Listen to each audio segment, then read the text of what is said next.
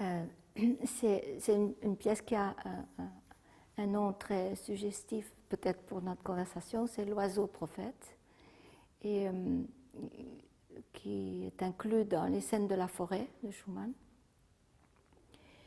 Et je pense que ce qu'on peut entendre à travers ce morceau, c'est un peu le côté impalpable, mais c'est aussi quelque part cette distance ou cette non-distance qu'il y a entre les sons de la musique et le monde des mots. Quelque chose comme ça qui pourrait peut-être commencer notre conversation.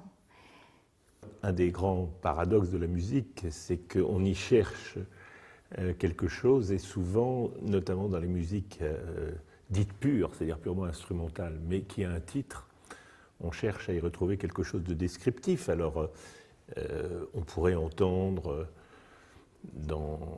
à part peut-être le passage central qui est plus contemplatif, on pourrait entendre les ailes d'un oiseau qui se déploient, oui. Avec lenteur. Donc j'y vois un grand échassier, moi, qui décolle, qui plane. Bon, voilà, ça c'est l'aspect descriptif, c'est-à-dire ce qu'on peut appeler l'aspect mimétique de la musique, qui, à mon sens, est le moins intéressant d'un point de vue musical. C'est bien pour les enfants, parce que alors, ils cherchent à entendre quelque chose qui est une imitation des bruits de la nature ou des sons de la nature. Mais la musicalité commence à partir du moment où on n'entend plus des sons naturels, mais on entend les sons musicaux, c'est-à-dire non seulement les notes, mais les notes ordonnées d'une certaine manière. Tout le problème est là, quel est le bon ordre. On n'entend plus que la relation qu'il y a entre les événements sonores, et on cesse de l'entendre comme des ailes d'oiseaux pour entendre les relations internes à la musique. Moi, en étant que musicienne, n'importe depuis longtemps, je ressens les choses autrement. Donc, je vois mon approche à la musique comme en étant toujours un grand souci d'être à l'écoute de la source de cette musique et non à mon émotion. Donc j'essaye de me détacher de moi-même dans la mesure de moi-même, non en tant que présence, mais en tant que personne capable d'émotion. Donc je me mets à l'écart de mes émotions pour essayer de me rapprocher d'une source qui est assez inconnue pour nous, je pense, parce que en même temps que quelque part, je ressens un peu comme une façon de plonger dans notre nature profonde, qui est un peu inconnue de nous-mêmes quelque part. Quand j'avais 8 ans et que j'ai commencé la musique, j'avais un livre en 2 petits livrets, ça s'appelait Théorie musicale, le livre des questions vert et le livre des réponses qui était rouge. Et la première question du premier cours, de la première leçon, de la première année, disait « Qu'est-ce que la musique ?» Et la réponse était « La musique est l'art des sons ». Et je me souviens qu'à 8 ans, cette définition m'avait frappé, parce qu'en 3 mots... Mais c'est merveilleux. C'est extraordinaire, tout est dit. Tout est dit, on n'a pas besoin et en 3 mots, j'ai trouvé que, voilà, je me répétais, je me souviens, je me répétais, ah mais oui, c'est vrai, la musique est l'art des sons. Et je trouvais extraordinaire qu'en 3 mots, on ait dit l'impalpable, on ait dit quelque chose. Alors, je ne sais pas si ce fut mon entrée dans la musique, mais c'est sans doute mon entrée dans la philosophie, c'est-à-dire le goût d'une formule ou d'une définition qui ramasse quelque chose que nous n'arrivons pas à dire. Si vous regardez votre chat, si vous avez un chat, il est en train de dormir et brusquement, il entend quelque chose, il se réveille. Que se passe-t-il ? c'est le son, et donc pour le vivant, pour l'animal, pour les animaux que nous sommes, c'est le signe d'un événement qui vient nous avertir qu'il se passe quelque chose, c'est-à-dire que la régularité du monde a été rompue par quelque chose. Voilà pour le son, c'est le signe d'un événement naturel qui nous avertit naturellement qu'il se passe quelque chose. Et je dirais, pour simplifier au maximum, que lorsque il y a une série de sons et que nous n'entendons plus cette série de sons comme causée par la source naturelle qui viendrait nous avertir, quand nous sommes en quelque sorte privés de ce signal, de cet avertisseur naturel, et que nous entendons les sons pour eux-mêmes, et qu'à la causalité réelle, la source, se substitue une causalité imaginaire, qui sont dans les sons eux-mêmes, c'est-à-dire tels qu'ils semblent s'enchaîner eux-mêmes, causalement, les uns par les autres. Nous n'entendons plus un son, nous n'entendons plus des sons, nous n'entendons plus des bruits, nous entendons de la musique. Parce que la musique, commence, je ne dis pas la plus belle des musiques, mais toute musique, même le rythme le plus simple, commence à partir du moment où nous entendons les relations internes entre les sons, et ça c'est l'art des sons, plutôt que les relations externes entre la source et le son. Le piano était toujours pour moi, dès le début, une espèce de défi. J'ai trouvé toujours, dès mon plus jeune âge, le piano quelque chose de très matériel, percussif, difficile. Et donc, mon premier rapport au piano n'a pas été très bon. Et n'a jamais été. Ça continue à être une espèce de lutte contre un instrument que je n'aime pas.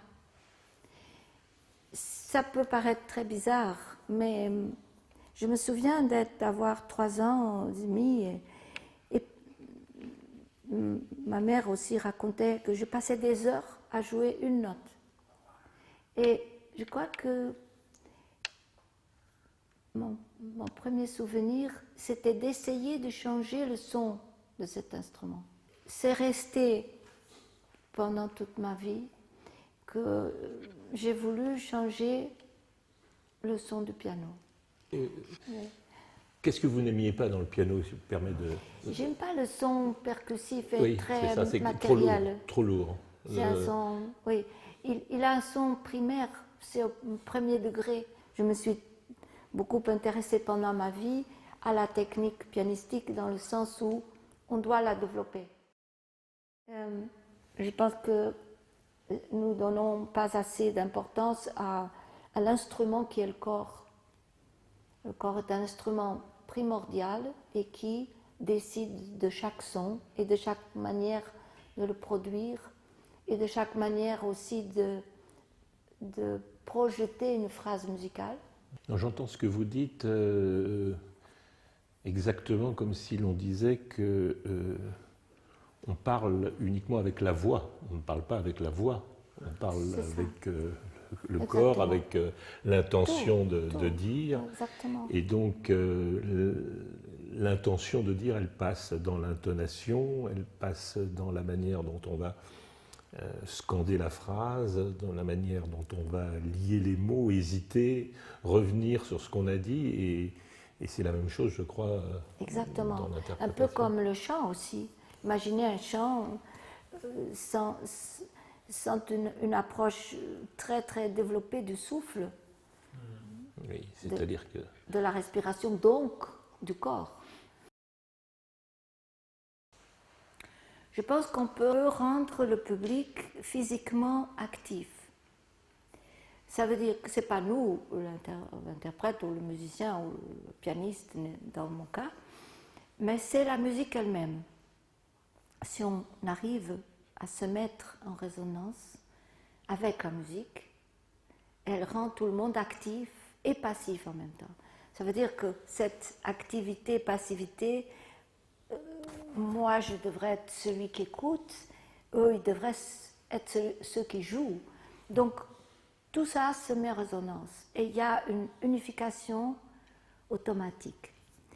Quand ça se passe, je crois que c'est les moments où vraiment on peut profiter de l'art des sons. Parce qu'à ce moment-là, c'est pas un artiste qui joue pour les non-artistes, mais tout le monde est artiste, tout le monde est à l'écoute de l'art. Être à l'écoute de l'art, c'est être artiste aussi. La plupart des gens au XVIIIe siècle n'avaient d'autre opportunité, enfin, au moins un peu avant, disons, n'avaient d'autre opportunité d'écouter de la musique que celle qu'ils faisaient ensemble, la musique de chambre, le chant choral.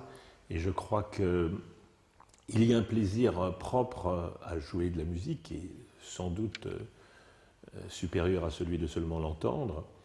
Et il y a un plaisir encore plus intense et très particulier de jouer ensemble ou de chanter ensemble. Oui.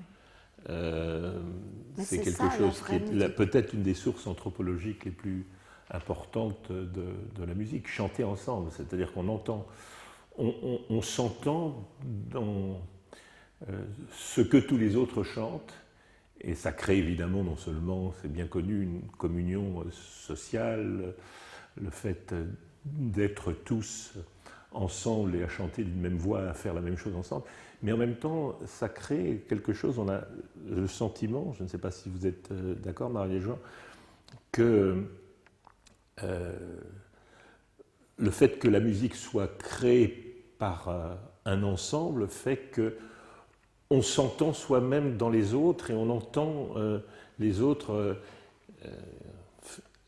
pas simplement en écho de soi-même, mais on ne sait plus exactement où ça s'arrête, qui est qui, et il y a une espèce d'identité. Plus que d'accord, c'est ça la musique, c'est ça la musique. Et c'est la seule vraie musique qui vient de nous, humains, et qui a une source en nous et dans notre univers. C'est quand elle est complètement partagée et indéfinissable, dans la mesure où je ne me mets pas à la place de celui qui fait quelque chose ou qui sait quelque chose ou qui... Non, c'est quelque chose qui nous est commun.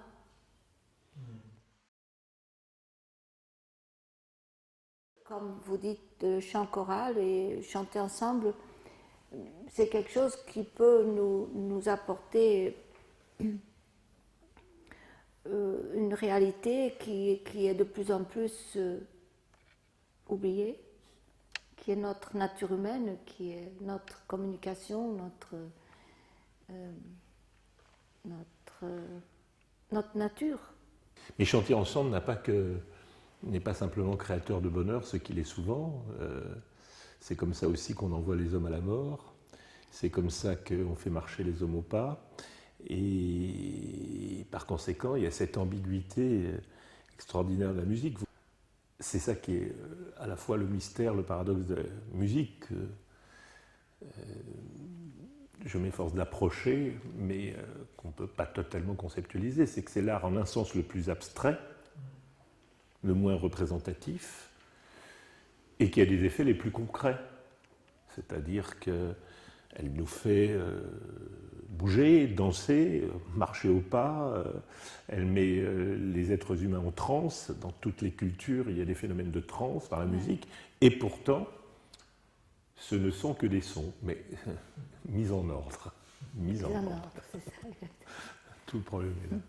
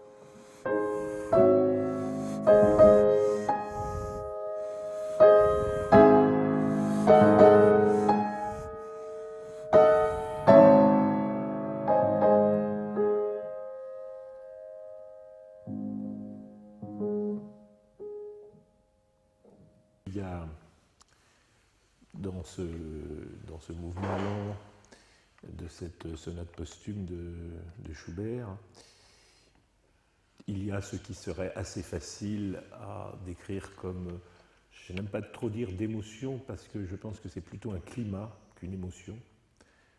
Une émotion, c'est quelqu'un qui l'éprouve, et là, on a le sentiment que c'est dans la musique quelque chose intrinsèque, un climat qu'on peut appeler de désolation, qui est rendu par des notes qui semblent à la fois évidemment musicalement liées entre elles, mais pourtant éparses.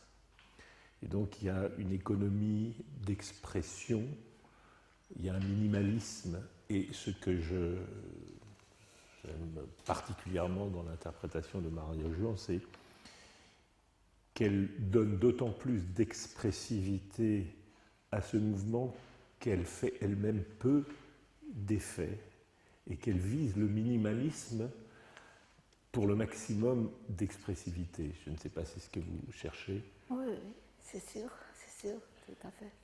Il est tellement facile il serait tellement facile de faire du pathos avec cette musique qui n'en a pas besoin.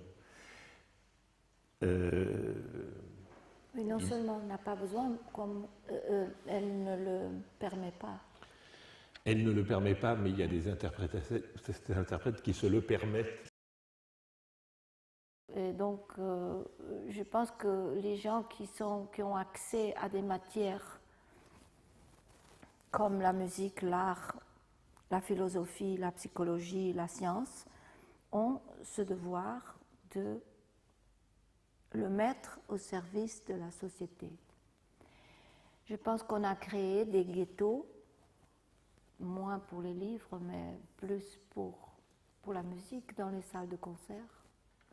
On a créé des ghettos pour les gens savants, pour les gens qui connaissent, pour les gens qui peuvent accéder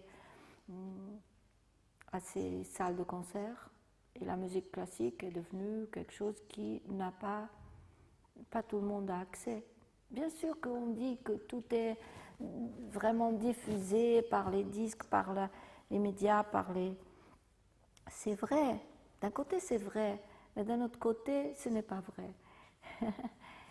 Donc je pense que la musique a des pouvoirs, d'ailleurs Francis le décrit dans son livre et dans ses propos, des pouvoirs magiques, des pouvoirs incroyables. Et ces pouvoirs devraient être mis au service de la société. C'est une des formes d'expression, de représentation, j'insiste sur ce mot de représentation qu'en général on n'utilise pas pour la musique, universelle. De ce point de vue-là, je pense que, et c'est un des leitmotifs que j'essaie de suivre, là où il y a de l'humanité, il y a de la musique. Là où il y a eu de l'humanité, il y a eu de la musique. Et là où il y a de l'humanité, même incoative, chez l'enfant, il y a de la musique ou de la musicalité qui cherche à s'exprimer.